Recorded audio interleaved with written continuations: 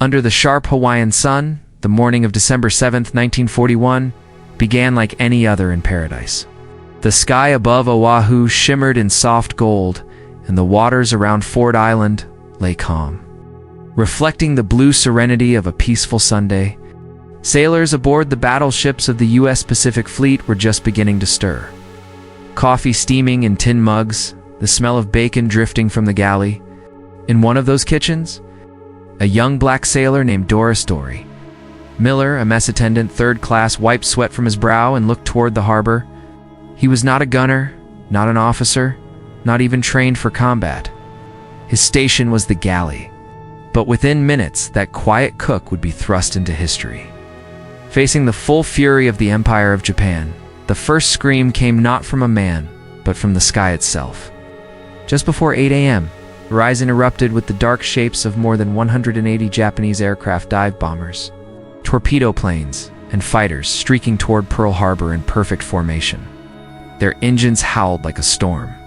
The first explosions shattered the morning stillness, as torpedoes slammed into the USS Oklahoma and USS West Virginia. Men ran in every direction, half-dressed, barefoot, shouting. Flames rolled across the decks, oil thickened the water, and the air turned to black smoke. The once tranquil harbor became an inferno of fire and twisted metal. Aboard the USS West Virginia, chaos reigned. Bombs tore through steel, sending shockwaves through the decks. Men were thrown into bulkheads. Others leapt into the oil-covered water to escape the flames. Amid this nightmare, Dory Miller left the safety of the galley and ran toward the topside. The call had gone out for help with the wounded. Without hesitation, he carried injured men through smoke and debris, dragging them to safer spots, his uniform soaked in oil and blood. When he reached the open deck, he saw his ship's captain, Mervyn Benyon, gravely wounded by shrapnel. Miller and several others pulled him away from the collapsing bridge and laid him near the aft deck. But the captain refused to abandon his post. Miller stayed with him as explosions rained around them. The air a cacophony of death and fire. Above the West Virginia, Japanese aircraft circled like vultures. The gunners were being cut down. One by one, machine guns fell silent. The air defenses were collapsing. Miller spotted an unmanned Browning .50 caliber anti-aircraft gun mounted high on deck. The gunner had been killed, his body sprawled beside it. Miller, who had never been trained to use a weapon of that kind, climbed up, grabbed the handles, and began to fire. The heavy twin barrels bucked violently in his hands. He had only watched others operate it before, but instinct took over. He squeezed the triggers. Tracers lanced through the smoke-filled sky. One Japanese dive bomber roared low across the harbor, its engine whining as it banked for another run. Miller tracked it with the gun, leading the target just as he'd seen real gunners do during drills. The first burst missed, but the second ripped into the plane's fuselage. It lurched, trailing black smoke, then crashed into the sea beyond Ford Island. A moment of stunned silence followed. A cook, not a gunner, had just taken down an attacking aircraft. But Miller didn't stop there. He swung the gun toward another plane diving through the haze. He fired in long bursts, the barrels glowing red-hot. Another bomber spiraled down, exploding in the water, and then another. Sailors shouted encouragement between explosions, their spirits rising with each enemy that fell from the sky. All around the West Virginia was dying. The ship's hull was torn open, listing heavily, taking on water. The Oklahoma had already capsized. The Arizona had exploded in a fireball that shook the harbor. Yet even as the deck beneath him began to tilt, Miller stayed at the gun. Japanese fighters strafed the ship, their bullets pinging off steel. He kept firing until his ammunition ran dry. Then he helped pull more wounded men from the flames, refusing to leave until ordered to abandon ship. By then, the harbor was unrecognizable, a nightmare of smoke, screams, and burning oil stretching across the water.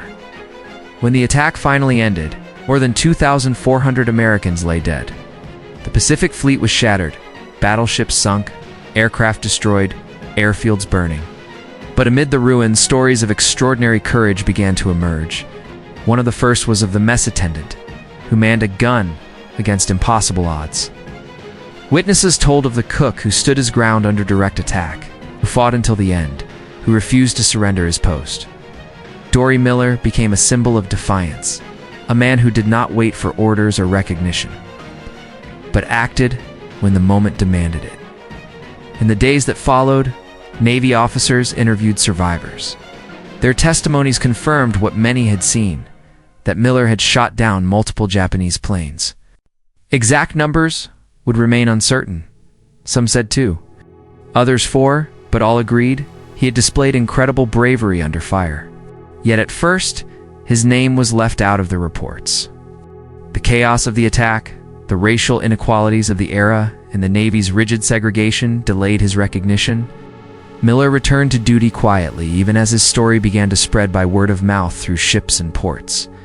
For many African American sailors, he became a legend overnight, living proof that courage knew no rank, and that heroism could come from the most unexpected places. Months later, when the Navy finally confirmed his actions, Dory Miller was awarded the Navy Cross, the first Black American to receive the honor. Admiral Chester Nimitz personally pinned it to his chest, saying that Miller's conduct during the attack was in keeping with the highest traditions of the United States Naval Service. The moment was more than ceremonial.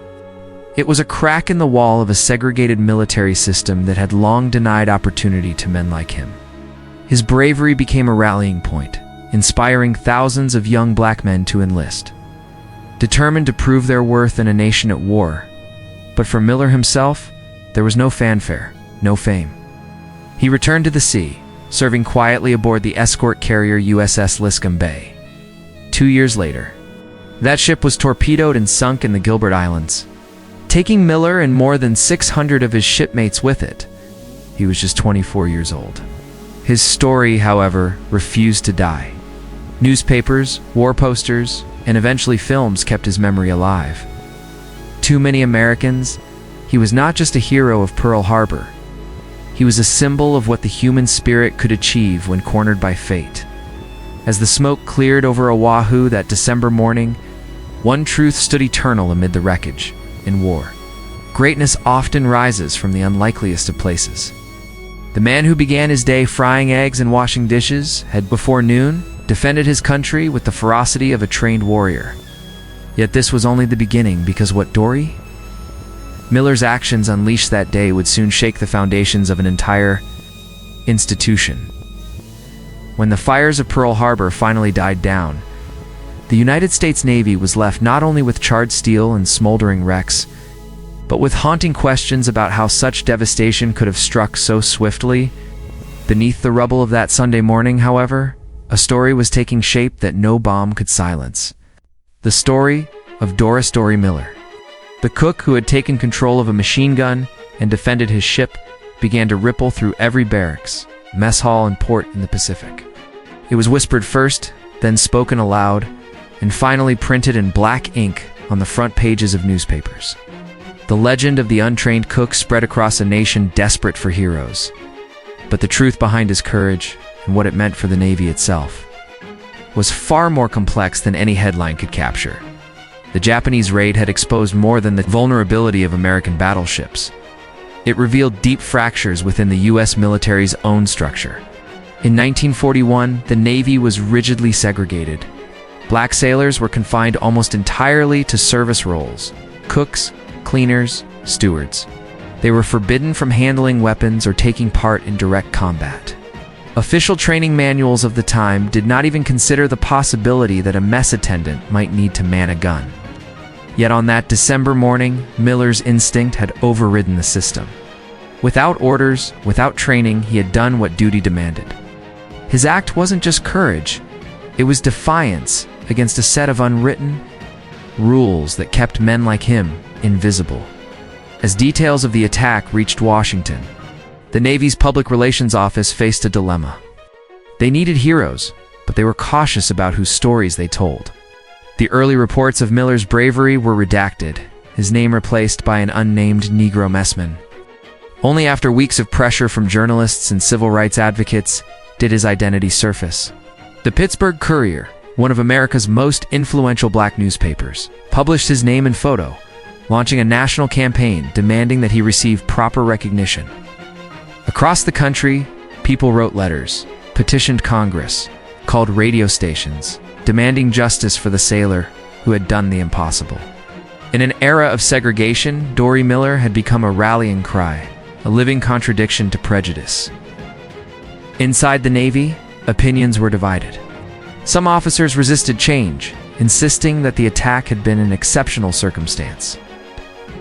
Others, especially those who had seen Miller's actions firsthand, argued that heroism should not depend on color. Admiral Chester Nimitz quietly agreed. He approved the Navy Cross for Miller, and in May 1942, aboard the aircraft carrier USS Enterprise, he personally decorated the young sailor. The image, a towering admiral pinning the Navy's second-highest award onto a black mess attendant, was printed in newspapers nationwide. For the first time, millions saw a different kind of American hero, not a commander or pilot, but a humble cook who had defended his ship with unmatched valor. Behind the scenes, the military establishment could not ignore what this symbol represented. Black men across the nation began to enlist in greater numbers. Recruitment offices in Chicago, Detroit, and New York saw surges of volunteers. Many clutching newspaper clippings of Miller's story, the Navy, once a bastion of segregation, began to quietly revise its policies. Training programs for black sailors expanded. By 1943, the first black officers were commissioned through the Golden 13, a group of pioneers who owed part of their opportunity to Miller's actions at Pearl Harbor. His single act of defiance had set in motion an institutional reckoning. Meanwhile, his fame followed him wherever he went. He toured the mainland on war bond drives, smiling shyly for photographers, speaking humbly about just doing what needed to be done. But behind that modest demeanor, he struggled with the weight of expectations. The Navy still refused to give him combat training or promote him beyond Petty Officer Third Class. He longed to return to action, to prove himself once again, not as a symbol, but as a sailor. In 1943, his request was granted when he was reassigned to the escort carrier USS Liscum Bay, a small ship operating in the Pacific. He was back in the war, but the world had changed around him. Technically, Liscum Bay was a marvel of wartime efficiency. A Casablancas escort carrier, just 512 feet long, carrying around 28 aircraft. It was lighter, faster, and cheaper to produce, a testament to the American shipbuilding revolution.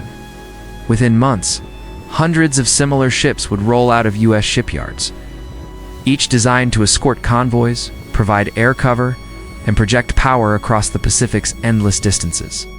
These carriers, assembled by thousands of civilian workers, welders, riveters, engineers, and electricians, represented the industrial miracle that was turning the tide of the war. Yet with speed came vulnerability.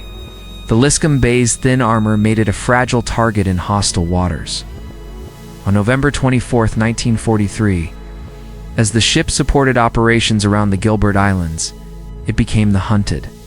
Before dawn, a Japanese submarine lurked beneath the waves, I-175, commanded by Lieutenant Commander Sunao Tabata. At 5:10 a.m., the carrier's radar picked up nothing unusual. The crew prepared for another day of flight operations. Then, a single torpedo slammed into the ship's stern. The explosion tore through the bomb magazine. In an instant, the Liscum Bay vanished into a column of fire so bright it could be seen miles away. The blast ripped the ship apart, killing most of her crew. Out of nearly 900 men, only 272 survived. Dory Miller was not among them. News of the disaster reached the U.S. weeks later. For many Americans, the loss felt personal. Their hero, the symbol of courage born in chaos, had vanished into the sea. Yet even in death, his influence grew. Newspapers called him the man who changed the Navy. His story inspired new recruitment drives for African Americans and deepened public awareness of the contradictions within a nation, fighting for freedom abroad while struggling with equality at home. In 1944, the Navy named a new escort carrier in his honor, the USS Miller, marking one of the first times a warship had been named after a Black American. It was a gesture both symbolic and transformative, signaling that his sacrifice had become part of the Navy's own identity. From the engine rooms to the Admiralty offices, Miller's name became shorthand for moral courage. Engineers developing new carrier systems spoke of his ship's fate when improving magazine safety and armor plating. Naval architects studied the Liscum Bay's explosion, redesigning internal bulkheads and ammunition storage to prevent similar catastrophes. Every improvement carried a shadow of that November morning, a reminder that progress was written in sacrifice. And beyond the technical, his story reshaped the human side of war. Within the ranks, attitudes began to shift. White sailors who had once looked past their black counterparts now spoke of Miller with respect. In segregated America, his legacy transcended the color line. He had done what no training manual could teach. It reminded men of all races what duty and valor truly meant. By the time 1945 arrived, and victory in the Pacific loomed, Dory Miller's image had become iconic. His face appeared in recruitment posters, his name in war bond speeches, his story taught in naval schools. But the true revolution he sparked was quieter, deeper, and enduring.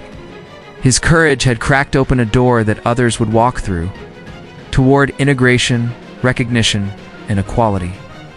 It had proven that in war, as in life, greatness was not assigned by rank or race, but earned in the crucible of fire. Yet the full magnitude of that transformation and how his legacy reshaped American identity long after the guns fell silent was only beginning to unfold.